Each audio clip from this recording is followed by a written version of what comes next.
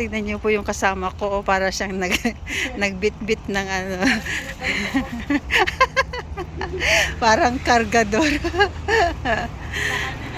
Kasi umaambon. So, ayun.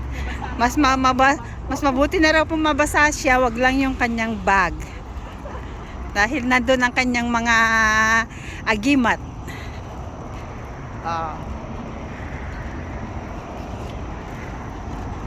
Nandito pa rin kami sa banda Satin Sandra.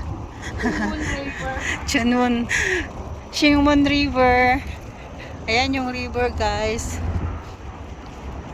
Ganda-ganda maglakad pag ganitong panahon, pero umuambon, kaya tinitignan na namin kung may makita kaming pinaka mabilis na way para makauwi.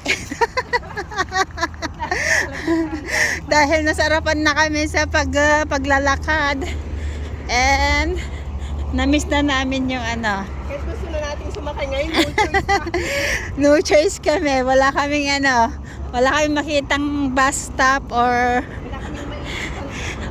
train station na malapit. So, ayan, basa kami ngayon sa ambon ng ulan.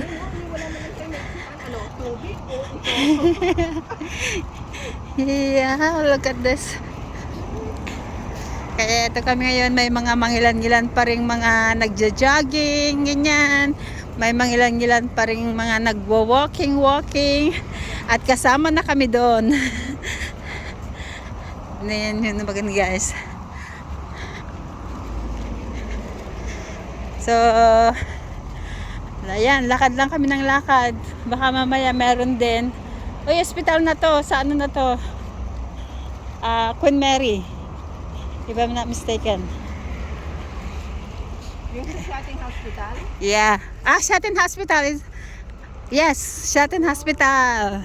So, nandito na kami sa Shatin Hospital. Tapos, banda roon, ship moon. Ayan. So, Sabi ko naman sa'yo hindi malapit ang ship moon kasi ibang way yung ocean. malapit na. Lakad lang.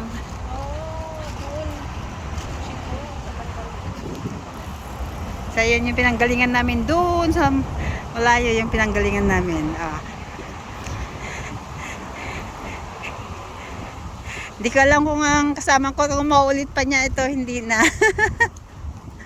At medyo mahangin. Hindi kami nagdala ng payong. Dahil ang alam lang namin, kumain lang, and then Ang ganda na ng buhay natin. Ang ganda ng buhay natin. Wow, ang ganda dito sa ano.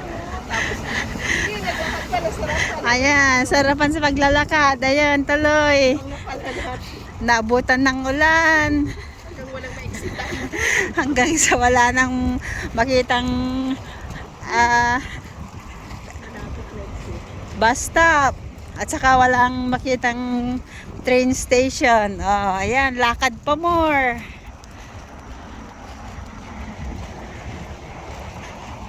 So, ayan guys, mga mangilan-ngilan pag naglalakad. Ganda-ganda ng view. That's it for now. Bye!